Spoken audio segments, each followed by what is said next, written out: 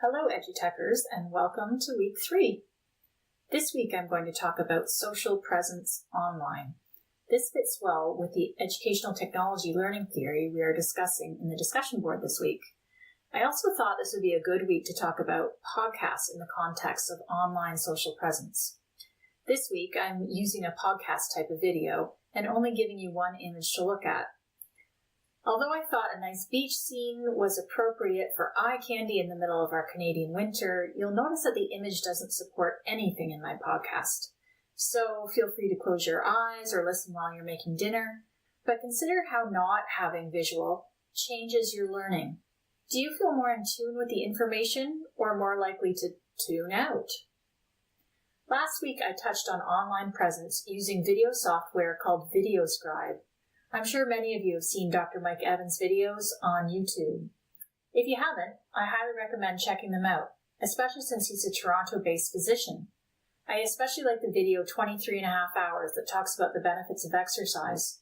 I added his channel as a featured channel to our EdutechHPE YouTube channel if you'd like to check it out further. Dr. Evans uses real-time animations or whiteboarding in his videos. This feature is available in many rapid animation software, including Powtoon, but this type of animation is the basis of VideoScribe. Think about what were the advantages and disadvantages of this type of video animation. I find the main benefits of whiteboarding to be an engaging way to explain complex information, especially information that links to other information or drawings. I find the drawings visually draw you in slowly to the information by thinking, I wonder what that drawing's going to be, and keeping you there long enough to have the auditory words sink in. Then images are linked to other images, bringing several distinct concepts together into a more complex concept. This software reminds me of Prezi, P-R-E-Z-I, too, which is like a more dynamic PowerPoint. I find this type of animation also allows you to be more creative and nonlinear, but you do have to be mindful of visual overstimulation and digital motion sickness. VideoScribe gives you a free 7-day trial and has a wide variety of free pictures and music, as well as the option to import your own. Like Powtoon, however, there is a steep learning curve, which takes much more time than straight-up video. Although you can create audio soundtrack directly within VideoScribe, I used Audacity to create the soundtrack and import it to VideoScribe as an MP3. I'm using Audacity here as well. Audacity is free and very popular. I found using Audacity gave me a much better sound quality than the out-of-the-box audio recording I use with Powtoon, and much more flexibility in editing. I've added a short video on editing with Audacity to our YouTube channel here.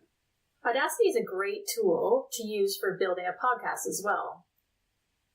This podcast is built using Audacity for the soundtrack and Animato to display image as background and post it to YouTube. I would not recommend this as a way to post your podcasts, as I'm using visual software to display a purely audio media, but I wanted to post this podcast on our YouTube channel. However, consider as you are watching how easy or how hard it is for you to concentrate on the information being said without visual stimuli. Also, consider the cognitive load theory we were discussing this week. How much harder is it for you to retain information in your working memory without utilizing the visual channel in addition to the auditory channel? Podcasts are great for sharing personal narratives such as stories and experiences or engaging interviews. It allows us to consider how other people think and feel by reflecting on their experiences and developing empathy for others. It may be great for certain healthcare situations where anonymity is preferred and where empathetic listening to others is important, such as discussing mental health or addictions. Podcasts are easy to use, portable, and may be ideal in situations where the learner can't engage in visual information, such as if they're driving or for learners who are visually impaired. However, learning is typically passive and solitary with no social presence or feedback from peers or teachers. If the information isn't engaging, relevant, and well prepared, listeners will quickly disengage or skip material. Consider your favorite radio shows. What makes them engaging? Would this podcast that I'm creating here be more interesting if I had other interviews or sound clips included? Podcasts are typically longer than videos. However, it's still suggested that podcasts be kept to under 15 minutes for learner retention. Podcasts, like videos, should always be used as supplemental or complementary learning, not as the primary learning source, since they lack interactivity with the material and with others.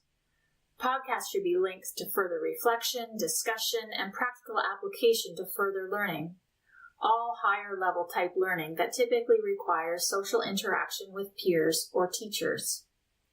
This brings us full circle to the idea of social presence online. Take a moment to consider the most meaningful face-to-face learning experiences you've had. Did they involve other people, such as learners, teachers, or patients and caregivers? Although research would suggest that learning basic, factual type information such as lists or formulas may be better learned as an individual, in most other higher-level learning, such as understanding, applying, and analyzing, two heads really are better than one. This may relate to cognitive load, that more brains together can manipulate more variables.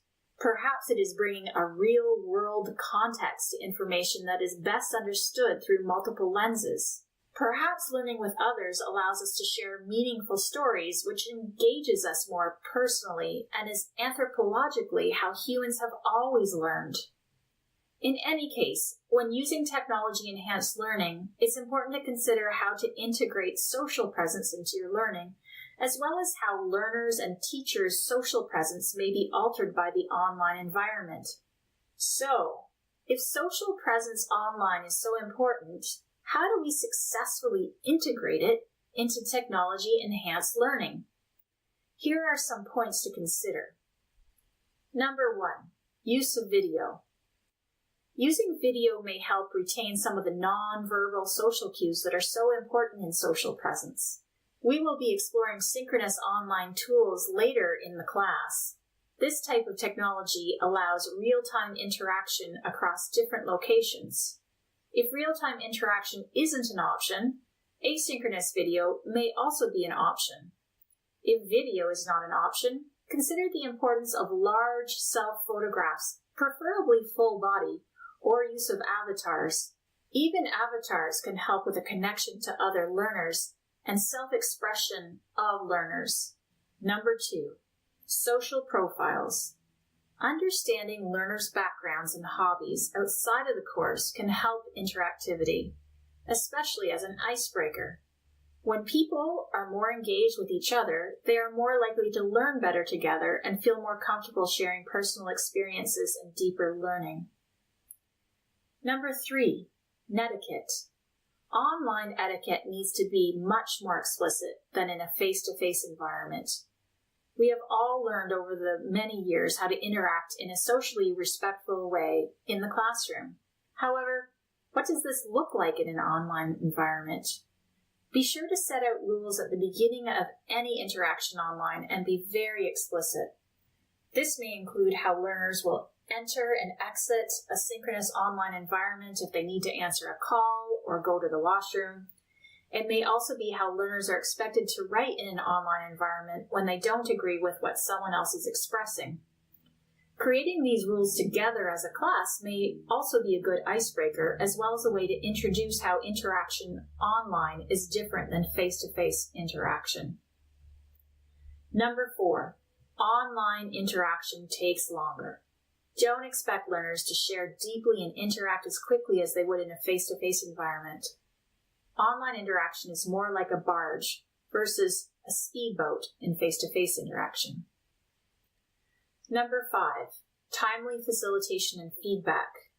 Both are even more important and more difficult in an online environment. In an asynchronous environment, learners may lose interest if they are not provided with meaningful feedback and facilitation frequently. We've all likely been on discussion boards that we have lost interest in quickly if other people are not engaging regularly. Also, consider the importance of co-facilitation, especially in the synchronous environment where there is the added complexity of facilitating the content as well as the technology.